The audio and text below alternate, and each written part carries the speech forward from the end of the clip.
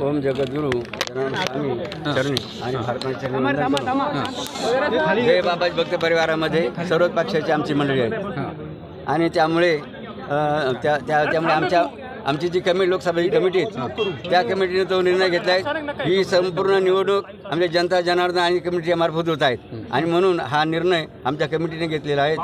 साहेब, मध्यंतरीच्या काळामध्ये मुख्यमंत्री एकनाथ शिंदे यांच्यासोबत चर्चा झाली होती, कुठल्या शिवसेनेच्या माध्यमातून आपण फॉर्म भरला? हे श्री एकनाथजी शिंदे गट। साहेब, महाराज तुम्ही मुख्यमंत्री एकनाथ शिंदे यांची मागील काळामध्ये भेट घेतली होती, त्यावेळेला देखील तुम्ही सांगितलं होतं की सकारात्मक चर्चा झालेली आहे, त्याच वेळेला आपला काही शब्द देण्यात आला होता का किंवा आता त्यानंतर काय चर्चा झाली? त्यावेळेला मुख्यमंत्री साहेबांनी शिंदे साहेबांनी शांततेने आमचे जे मुद्दे होते या निवडणुकीमधले भक्त परिवाराचे ते सर्व त्यांनी ऐकून घेतले आणि त्यांची सुद्धा त्यांनी काही त्यांचे मुद्दे मांडले ते सुद्धा आम्ही शांततेने ऐकले। रात्री वेळ असल्यामुळे ते काय म्हणले होते आम्ही तुम्हाला नंतर निर्णय आपण करू म्हणजे नंतर। आता एबी फॉर्म तुम्हाला दिलेला नाही आहे, नुसतं शिंदे गटाकडून आपण फॉर्म भरला आहे, तर असं चर्चा आहे की महायुतीचे उमेदवार आपणच असाल नाशिक लोकसभा मतदार। आता ही बघा, ही भगवंताची इच्छा आम्ही समजतो। रामचंद्राची धनुष्य कोणाच्या रामचंद्राच्या हातात धनुष्य, त्यांची इच्छा असेल तर ते बरोबर करतील। अच्छा, पण स्वामींनी मग इच्छा आहे, भगवंताची इच्छा आहे, पण तुमचं आता तुम्ही नाशिक लोकसभेसाठी महायुतीचे उमेदवार झाले आहात असं म्हणायचं का? नाही, आम्ही कोणतेही त्या संदर्भात वक्तव्य केले नाहीत। आमच्या भक्त परिवाराने ठाम पडल्यापासून विडा विचारला की यावेळेला लढायचं आणि जिंकायचं। मात्र एबी फॉर्म सोबत जोडलेला नाहीये, काही चर्चा केली आहे का मुख्यमंत्री एकनाथ शिंदे किंवा देवेंद्र फडणवीस यांची काही चर्चा झाली का आपली आमच्या कालपासून? काही त्या संदर्भात आमच्या भक्ती परिवाराने परस्पर चर्चा केली, आम्हाला त्या संदर्भात काय सांगू शकत नाही। एबी फॉर्म सोबत जोडलेला नाहीये, एबी फॉर्म कधीपर्यंत ते संपूर्ण आमच्या वकिलाचा आणि त्या भक्त परिवाराचा मुद्दा आहे, आम्ही त्या संदर्भात वक्तव्य करू शकत नाही। आपल्याला होकार दिलेला आहे नाही, ऐका ना, ते म्हटलं आम्ही योग्य तो निर्णय घेऊ म्हणे, त्याने असा मुद्दा मुद्दे असणार आहेत तुमचे निवडणुकीसाठी कोणते मुद्दे? आमचा जाहीरनामा आम्ही प्रकाशित करणार आहोत, त्याला आपल्या सर्वांची माहितीच होती। ओके। आजच्या दिवशी अनेकांनी उमेदवारी अर्ज भरले, विरोधक अर्ज भरत होते, मात्र गेल्या काही दिवसांपासून चर्चेत असलेले आणि महायुतीकडून इच्छुक असलेले स्वामी शांतिगिरी महाराज यांनी अर्ज भरलाय, मात्र तो शिवसेनाने या नावानं भरलाय, एबी फॉर्म जोडण्यात आलेला नाही, काय आपली प्रतिक्रिया?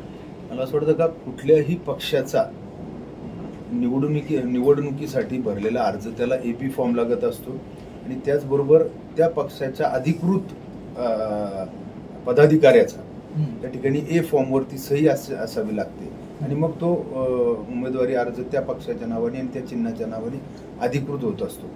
परंतु या ठिकाणी मला असं वाटतं का आमच्या शिवसेनेचा निर्णय हा शिवसेनेचे मुख्य नेते आणि राज्याचे मुख्यमंत्री शिंदे साहेब घेतील। अद्याप असा कुठल्याही प्रकारचा निर्णय त्यांनी घेतलेला नाही असं आम्हाला माहिती आहे आणि निश्चित या संदर्भामध्ये काही विषयांच्या अफवा असू शकतात असं मला वाटतं। पण ज्या पद्धतीने ते उमेदवारी अर्ज करताय, एखाद्या पक्षाचं नाव लिहित आहे, त्यांना काही सांगण्यात आल्याशिवाय ते भरत नाहीये, एक प्रकारे नंतरच्या काळामध्ये एबी फॉर्म जोडण्यात यावा असंही त्यांना निवडणूक आयोगाकडनं पत्र देण्यात आलेलं आहे, काही खेळी वाटते का आपल्याला?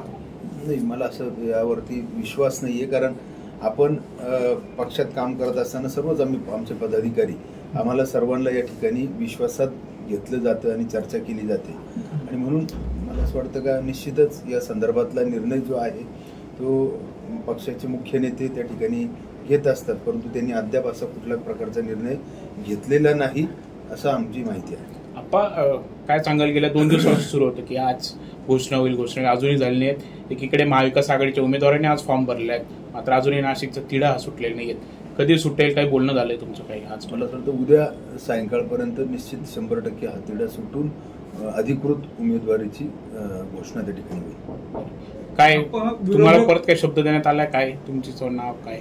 मला असं वाटतं का चर्चा आमचा जो काही अधिकृत निर्णय आहे तो पक्षाचे मुख्य नेते आणि राज्याचे मुख्यमंत्री हे स्वतः त्या ठिकाणी घोषित करतील किंवा सचिवाच्या माध्यमातून आपल्या माध्यमांना निश्चित कळवलं जाईल। विरोधक एका बाजूला अर्ज भरताय, राजाभाऊ वाजे यांनी अर्ज भरलाय, प्रचार दौरे त्यांचे मोठ्या प्रमाणात होत आहे, विरोधक एका बाजूला इतकं आघाडी घेत आहे, मात्र महाशक्ती म्हटलं जातं महायुतीला, आणि त्याच बाबतीत जर बघितलं तर उमेदवार जाहीर का करत नाही?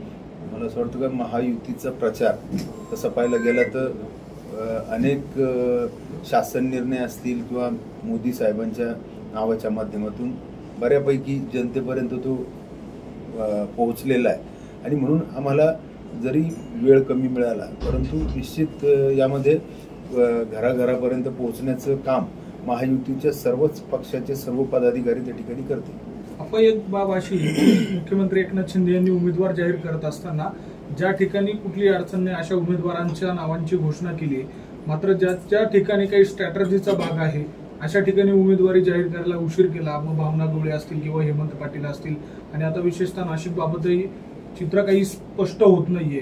काय वाटतं याच्यामध्ये तुमचे समर्थक आहेत किंवा कार्यकर्ते आहेत मोठ्या प्रमाणात संभ्रमात आहे का असं धोरण आखलं जात आहे? तुम्ही देखील अनेकदा मुंबई वारी केली, ठाणे वारी केली, अगदी देवदर्शन करण्याची वेळ आली. मला असं वाटतं की आपली निवडणूक महाराष्ट्रामध्ये शेवटच्या टप्प्यात म्हणजे देशातील 5व्या टप्प्यामध्ये आहे आणि म्हणून जेव्हापासून ज्या पहिला, दुसरा, तिसरा, चौथा टप्पा होता त्या मतदारसंघाचे उमेदवार निवडणं, त्यांच्या माघारीपर्यंतची जी काही प्रक्रिया ती पाहणं आणि त्यानंतर प्रचाराचा जो काही भाग असेल तो व्यवस्थित त्याचं नियोजन करणं यामध्ये म्हणजे बराच वेळ त्यामध्ये गेला. निश्चित अनेक म्हणजे वेळ कमी पडतोय हे आपण निश्चित त्या ठिकाणी सांगता योग्यच आहे. परंतु आपण समजा आपण देखील शिवसेनेचा लोकप्रतिनिधी म्हणून शिवसेना आणि महायुतीचा खासदार म्हणून आपण गेले 10 वर्षापासून कामं करतोय. लोकांपर्यंत शासनाने आणि मोदी साहेबांनी केलेली कामं ही घरोघरी पोहोचवण्याचं काम आमच्या सर्वच कार्यकर्त्यांनी केलं. पण प्रचाराला वेळ मिळणार नाही, कुठेतरी फटका बसला असं वाटतं. मला वाटत नाही तसं फटका, कारण प्रसारमाध्यमांनीच इतकं नाशिकला इतकी मोठी दिली. मला असं वाटतं का नाशिकच्या प्रत्येक मतदारापर्यंत शिवसेना पोहोचली. आप्पा, शिंदे सेनेला जागा सुटेल असा सर्व दावा आहे, मुख्यमंत्र्यांनी दावा केला आहे. तुम्ही सिटिंग MLA आपलं सर MP आहात, तरी ही घोषणा का नाही होते? नेमकं कुठं अडलंय यामध्ये? जसं आपलं मागे पण बोलणं झालं होतं का या 4-5 जागेंचा तिढा हा गेले अनेक दिवसांपासून होता. त्यात हे पहिला, दुसरा, तिसरा, चौथा टप्पाच्या निवडणुका लागत गेल्या आणि म्हणून ही चर्चाला थोडा विलंब झालाय. परंतु उद्या सायंकाळपर्यंत मला विश्वास आहे का नाशिक असेल, ठाणा असेल, मुंबई असेल किंवा इतर सर्व उर्वरित जागांचा निश्चित त्या ठिकाणी अधिकृत घोषणा त्या ठिकाणी होईल. संजय राऊत म्हटले की आम्हाला समोर गद्दारच हवा, त्याला आम्ही काढणारच, असं असते नाशिकच्या जागेवर. आता त्यांना कोणी खासदार केलं हे त्यांनी बघावं. ते कोणाच्या मतदानाने खासदार झाले मग ते काय असतील त्यांनी त्याचा विचार करावा. महायुतीमध्ये जागा ठरत नाही, यामुळे अनेक महंत देखील रिंगणात उतरत आहेत, अर्ज घेत आहेत. आता ते निश्चित या संदर्भामध्ये 3 तारखेपर्यंत अर्ज भरण्याची जी तारीख आहे आणि त्यानंतर 6 तारखेला माघारी, म्हणून निश्चित अनेकांना वाटत असेल का निश्चित जो तो निवडणूक आल्या की आजमावत असतो का, काही परिस्थितीमध्ये काही शक्यता असतात आणि शेवटपर्यंत लोक प्रयत्न करत असतात. आपल्या संदर्भात जर काही अनपेक्षित अशा स्वरूपाचा जर निर्णय झाला म्हणजे आपल्याला उमेदवारीच देण्यात आली तर आपला स्टँड काय असेल? मला असं वाटतं का या जर तरच्या विषय आहेत आणि आपण जर तरची वेळ ज्यावेळेस जशी वेळ येईल तसं त्या पद्धतीने उत्तर देऊ. पण श्रीकांत शिंदेने तुमच्या नावाची घोषणा केली ती, त्यामुळे कुठेतरी ठाम आहात अजूनही विश्वास आहे. सगळ्यात पहिली महाराष्ट्रातली घोषणाच आपल्या नाशिकची झाली, परंतु ती निवडणूक शेवटच्या टप्प्यामध्ये असल्या कारणानं शेवटी ती अधिकृत घोषणा हे आमच्या पक्षाचे मुख्य नेते या ठिकाणी लवकर घेतील असं आपल्याला